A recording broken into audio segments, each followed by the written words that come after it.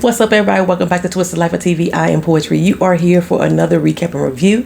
This is Raising Kanan, Power, Book 3, Season 4, Episode 1. Lord have mercy, there was a lot of mouthful to say. That was a lot to say, child. This episode is called Gangsters Don't Die. At least not on TV. Okay?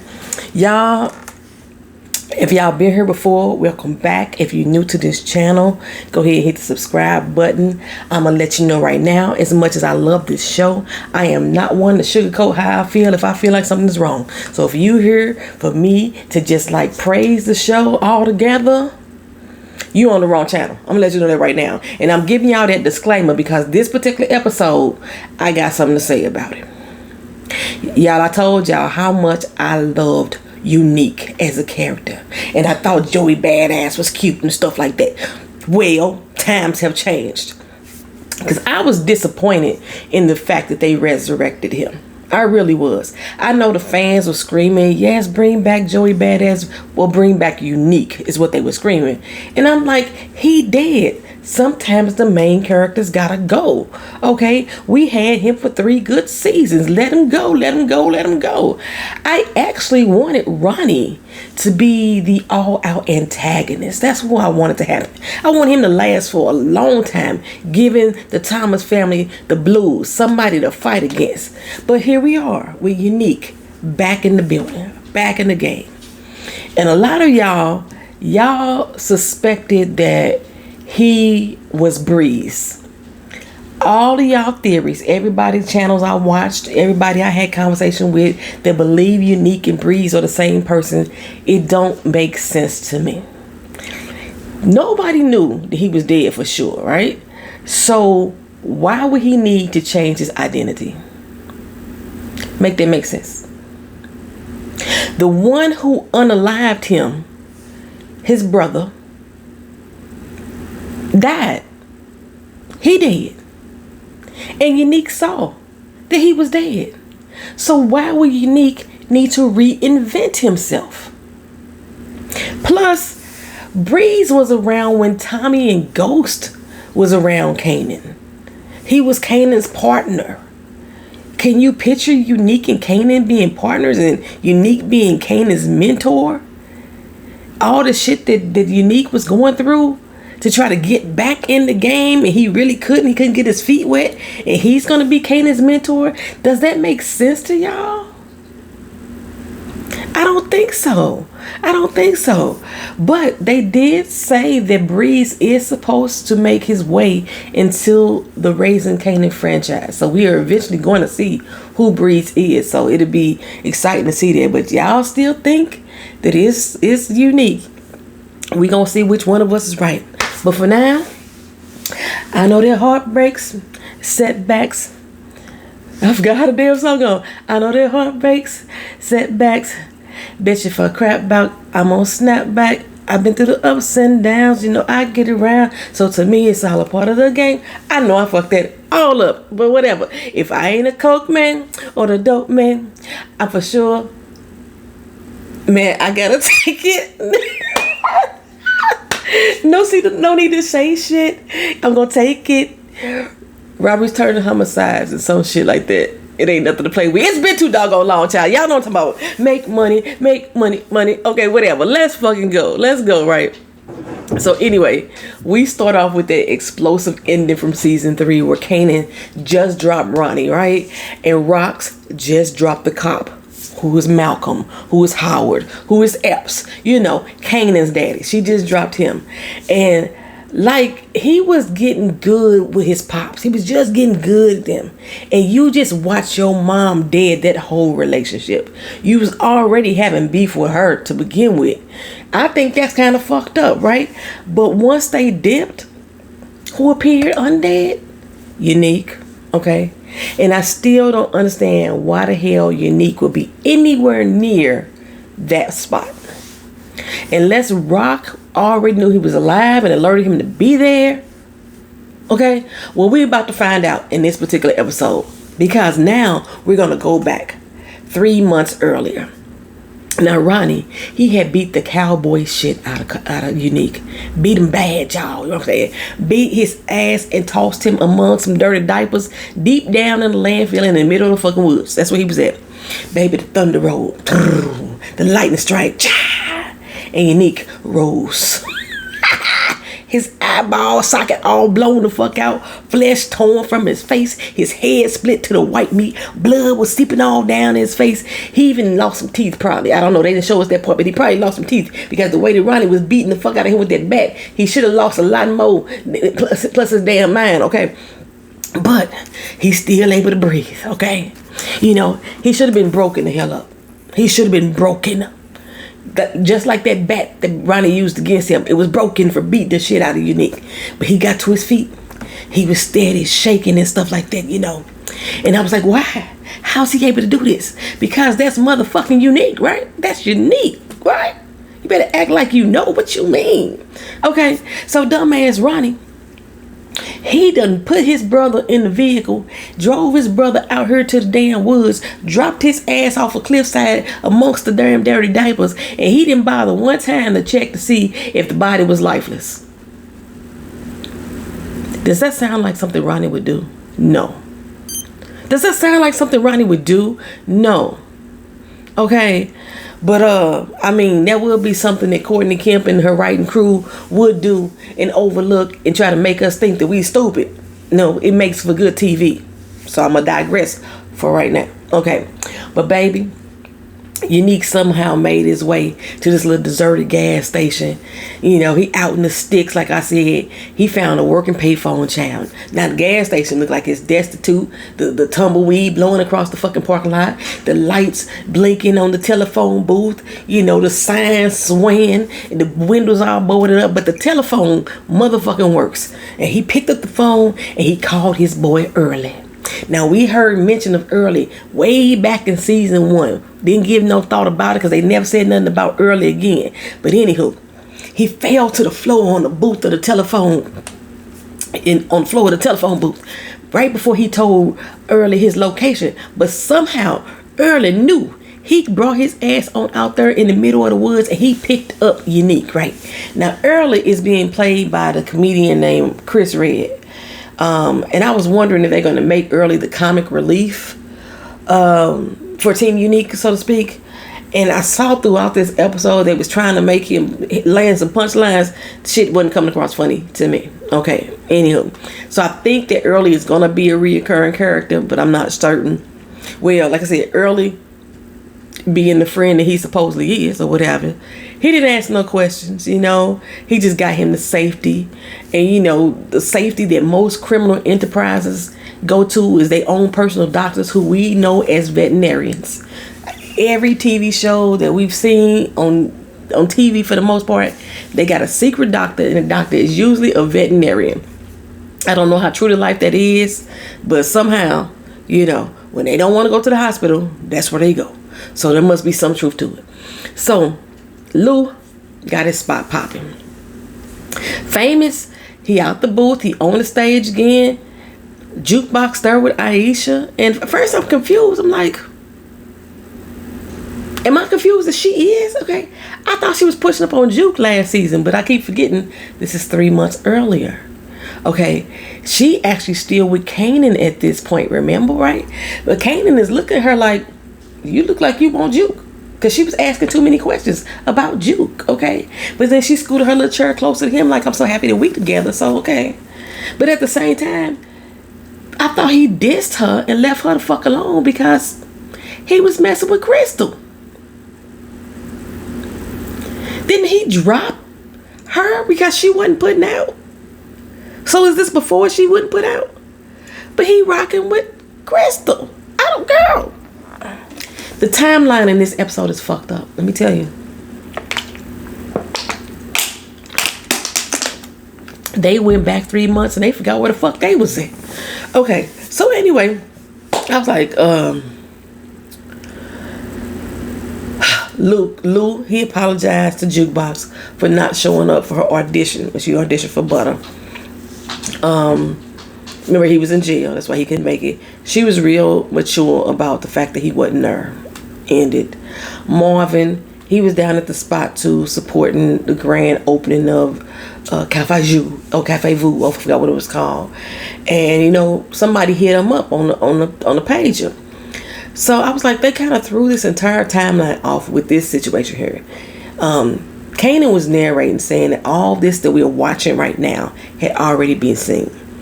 And I was like, well, it couldn't have been 3 months before then, because was it 3 months before Unique came up out the woods? Because Lou wasn't making it happen then.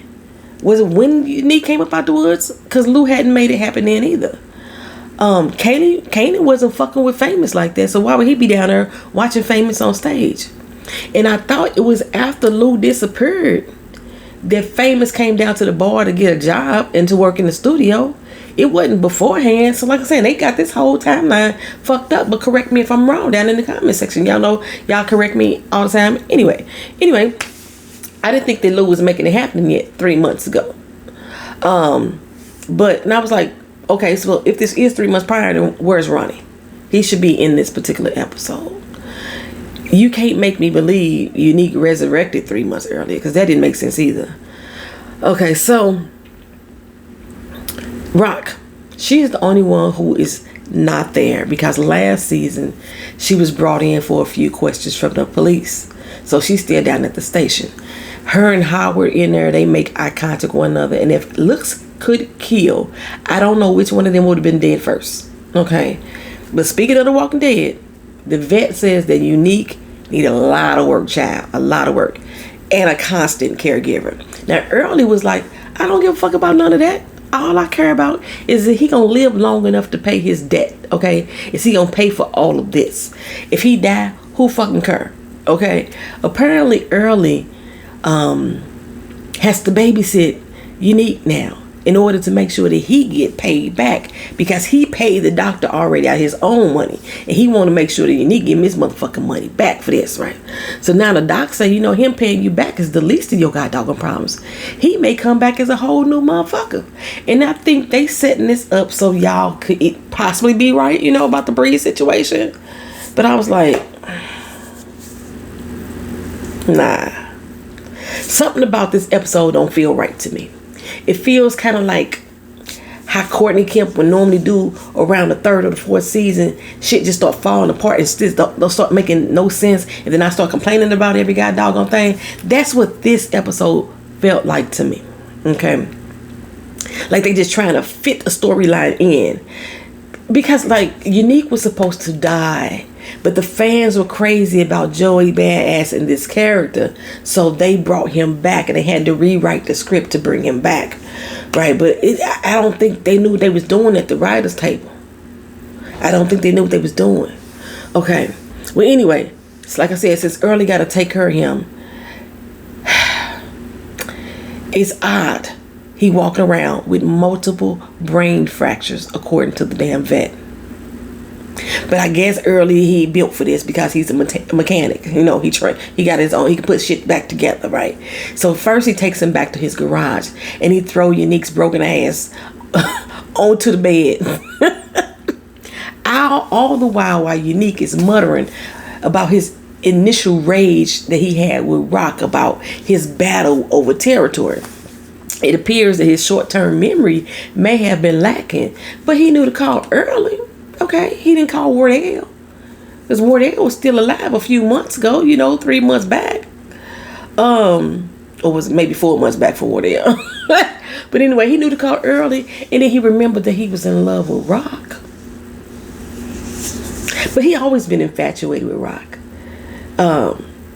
Before they even hooked up, a lot of us reviewers, we all was saying that he was in love with Rock, and Rock kind of had a thing for him too.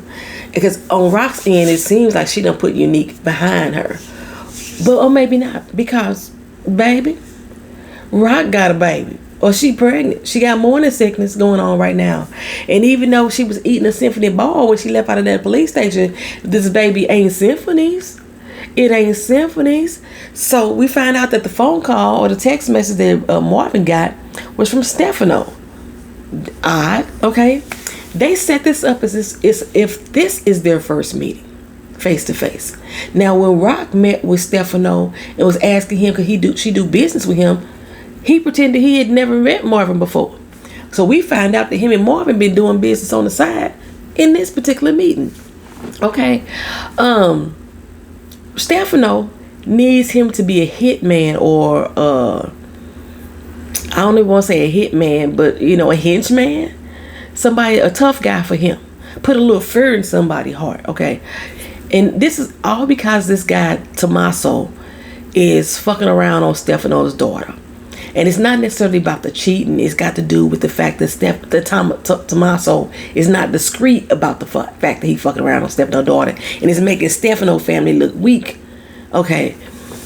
Now I was like, this has got Courtney Kemp written all over it, because what the fuck?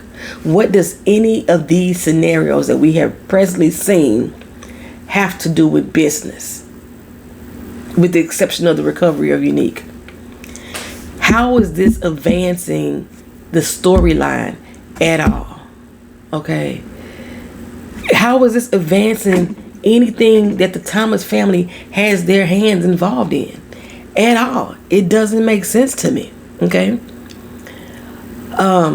This is supposed to be a pre-arrangement, because I don't know. Anyway, Marvin agreed to take the job. I lost my train of thought there. Y'all forgive me. Marvin agreed to take the job. He didn't talk no terms. He didn't talk no money. I said, you finna do this for free? He didn't say, if I'm doing this for free, you gonna owe me one? You gonna do it for free? This don't sound like Marvin. Okay, so putting the timeline back together, Butter is still a group right now. We saw in season 3 that the group dissolved, but Butter is still a group right now. So yeah, Lou with the club popping and Famous up on the stage, that don't match the timeline. But anyway, Aisha, she's still rocking with Kanan. So like I said, I understand. And Kanan said that to us as the viewers, that we're going to see things differently this time around. We didn't go to the station the first time when Rock was brought down there, so we didn't know how the line of question went. We didn't see all the signs that Aisha was into jukebox as well, or at least y'all didn't peep that, but I did. I said that before, that she was like the juke long time ago. Marvin, at this particular stage, he's still testy with Rock. They hadn't mended their relationship back yet, and he's still trying to do his own thing, right? So it's almost like this episode is an alternative perspective rather than an alternative vantage point. If that makes sense to you. Alternative perspective basically means that the same thing has happened, but people feel about it differently, about the same thing. They looking at me drink this water, and 5 different people are describing the way I drink this water differently. Somebody is happy about it. Somebody is sad because they thirsty too. Somebody's like, damn, she a thirsty bitch. That's a different perspective. But a different vantage point is, I'm drinking this water and I got 5 different people looking at me. One person seeing me from the right. That's one vantage point. One person seeing me from the left. That's another vantage point. So, yeah, that's what I see is going on here. Okay, so anywho, now I'm going back to my question from last season. Since we 3 months back, Lou still out here drunk and a motherfucker. We still not going to say nothing about Scrappy Mama dying? Ain't nobody going to say nothing about that. Okay, and since it's 3 months ago, I'm gonna ask again, where is Ronnie? That dude was popping up like Jason last season. Where is Ronnie? Okay, so Kanan, he tasked with writing a paper about one of his grandparents, and he already went to Howard, who told him, hell to the no. You can't write about my family because the rest of the world will connect the dots and see I'm your daddy. You don't want the world knowing to cop your daddy, right? You know what I'm saying? He didn't want to ask Rock because, again, he's still beefing with his mama, so he ain't speaking to her. And then they trying to make his grandmama seem like she hella fucking sweet. But we already know how she treat Rock. We already know how she treat Lou. We already know she fucking money hungry. We still have yet to see her interact with Marvin at all.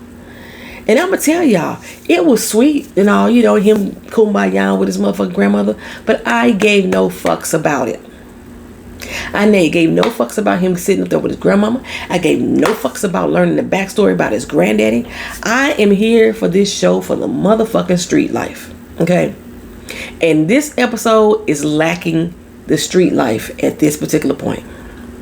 To be honest, I'm kind of bored. For this to be the season premiere, I'm bored. Okay. It's a filler episode, which means it has some good moments, you know what I'm saying? But Kanan learning about his ancestry, I don't fucking care. Rock aborting the baby, I don't fucking care. Okay? Unique getting on his feet, you know, that has something to do with him coming back and having some power. Okay? Marvin getting caught up in the mafia BS again. You ain't fucking learned your lesson the first time. I didn't fucking care.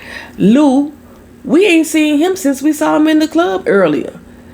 We saw him at the end, you know what I'm saying? Sitting out there swinging like he a fucking wino while he was walking with Kanan talking about granddaddy again. I didn't fucking care.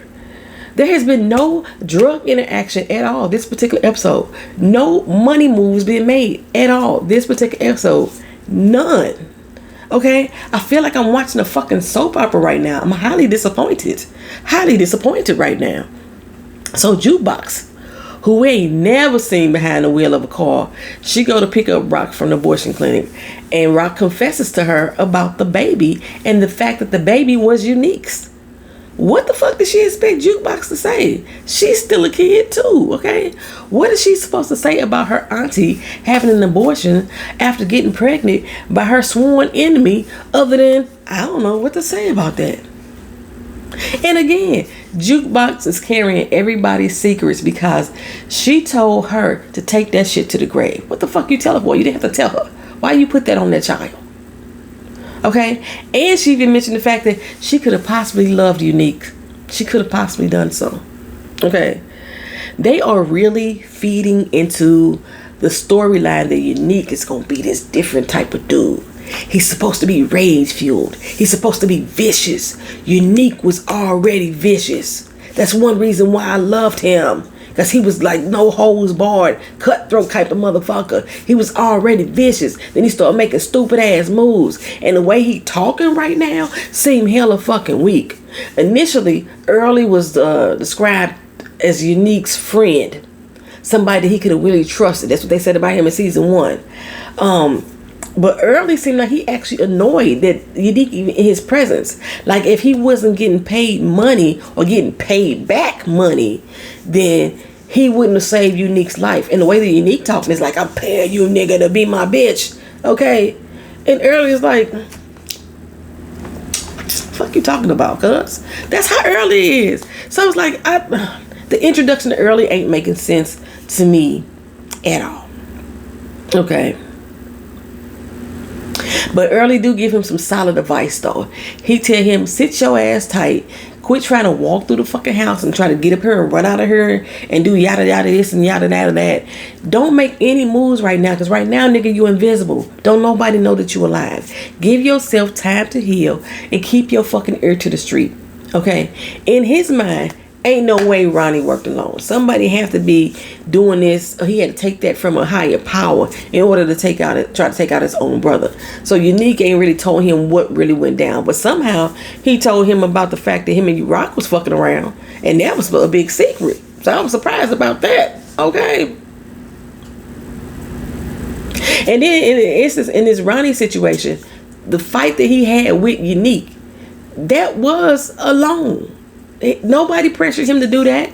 That whole fight was based on ego.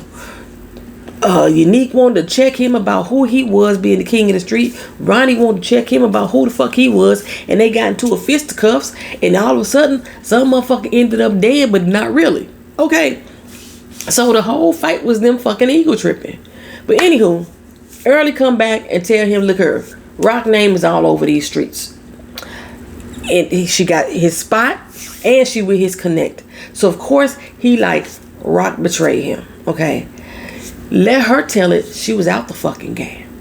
Okay.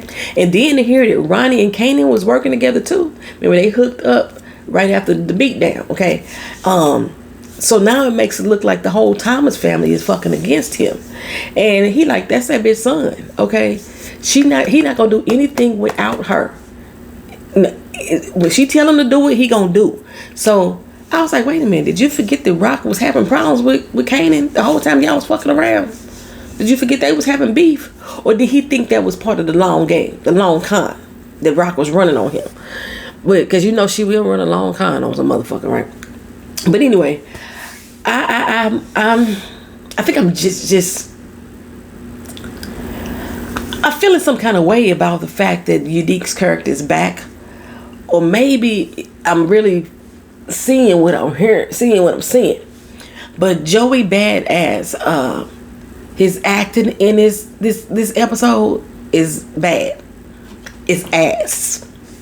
It's booty. Okay, it's horrible. What the fuck what happened to you? The Joey Badass delivering his character like he can.